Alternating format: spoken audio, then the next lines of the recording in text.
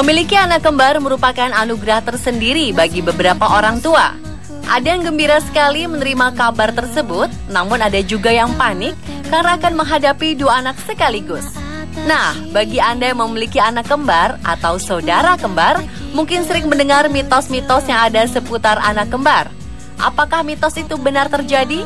Fakta apa saja yang terkait anak kembar? Inilah segmen Fact and Myth seputar anak kembar.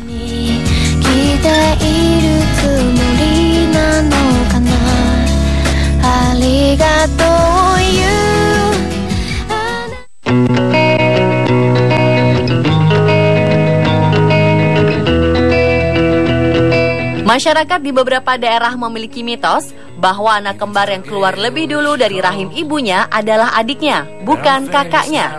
Alasan dari mitos ini adalah karena kakaklah yang membantu adiknya untuk keluar terlebih dahulu. Dengan kata lain, sang kakak mengalah. Namun pandangan ini keliru. Di dunia kedokteran, umur seseorang ditentukan saat ia dilahirkan. Jadi, siapa yang lebih dulu lahir, ialah yang lebih tua.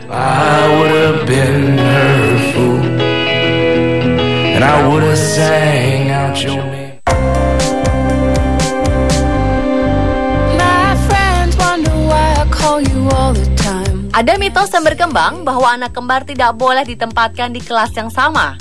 Anggapan ini muncul karena mereka dianggap akan sulit berkembang dan selalu bergantung satu sama lain. Beberapa sekolah mempercayai mitos ini, hingga pihak sekolah selalu memisahkan anak-anak kembar. Namun, apakah benar mitos tersebut? Faktanya, pemahaman itu salah besar. Para ahli psikologi justru menyarankan agar anak kembar mendapat kelas yang sama agar karakter, emosi, dan pertumbuhannya dapat berkembang lebih baik. Anak kembar biasanya merasa nyaman berada di dekat kembarannya. Jika pemisahan dilakukan, hal itu justru dapat merusak pemahaman pendidikan mereka. Ketika tiba waktunya, mereka akan memilih jalan masing-masing untuk menentukan minat pendidikan mereka.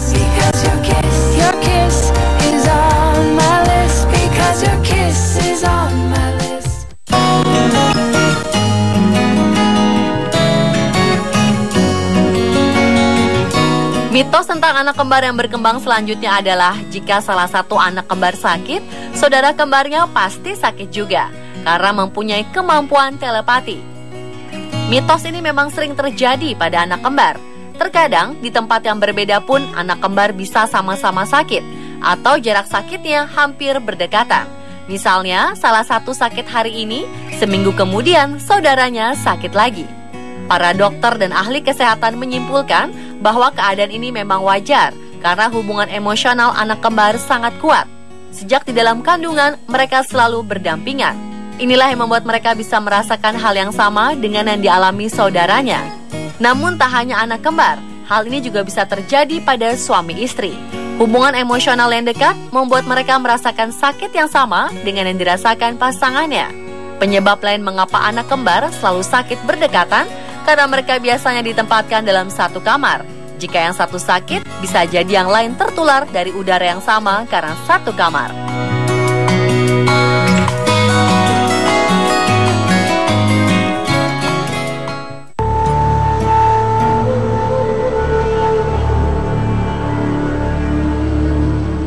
Mitos di daerah Jawa mengatakan bahwa ari-ari bayi kembar laki-laki dan perempuan harus dipisahkan cara penanamannya. Jika tidak, mereka akan menikah ketika besar nanti. Karena itu, kembar laki-laki dan perempuan sering dijuluki kembar pengantin. Selain ari-arinya, anak kembar ini juga harus dipisahkan dan tidak boleh dibiarkan tumbuh dan berkembang secara berdampingan. Berbeda dengan Bali, masyarakat Bali kuno juga melakukan pemisahan terhadap kembar laki-laki dan perempuan. Namun tujuannya justru untuk menjodohkan mereka di masa depan. Kembar bayi dengan jenis kelamin yang berbeda ini dinamakan kembar buncing. Menurut kepercayaan masyarakat Bali kuno, kembar buncing telah ditakdirkan untuk berjodoh sejak mereka di dalam kandungan. Faktanya, hubungan saudara kembar sama saja dengan hubungan saudara biasa. Mereka menyimpan gen resesif tersembunyi yang bisa muncul jika terjadi hubungan insek atau pernikahan sesama saudara. Jadi apapun alasannya, saudara kembar seharusnya tidak dinikahkan untuk menghindari munculnya gen resesif yang akan merugikan generasi berikutnya.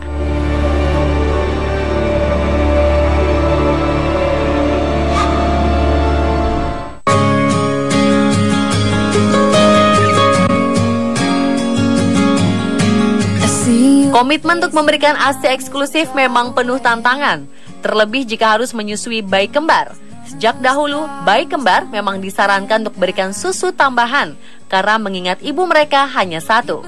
Para orang tua beranggapan produksi ASI seorang ibu hanya cukup untuk seorang bayi saja. Pertanyaannya, benarkah anggapan demikian?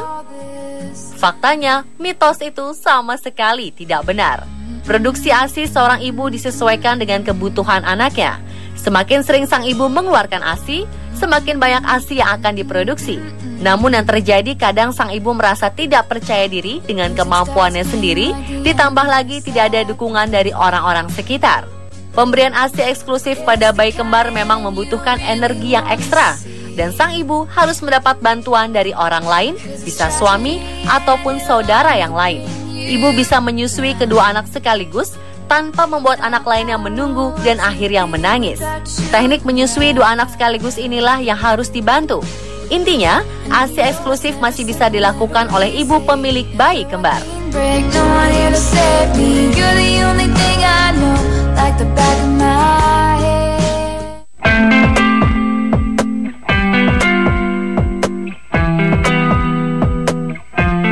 Ada beberapa saran dari masyarakat yang beredar bahwa jika kita ingin memiliki anak kembar, maka carilah pasangan yang punya keturunan kembar atau cari pasangan yang juga kembar.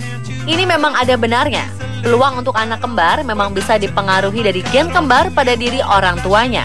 Peluang akan semakin besar jika memang ada salah satu dari pasangan memiliki gen kembar. Namun era ilmu kedokteran sekarang sudah semakin maju. Sudah tersedia obat pemicu tumbuh kembang sel telur untuk memicu pembentukan anak kembar. Kita bisa merancangnya terlebih dahulu. Gizi yang semakin baik bisa membuat janin kembar tanpa harus dirancang atau tanpa harus memiliki gen kembar.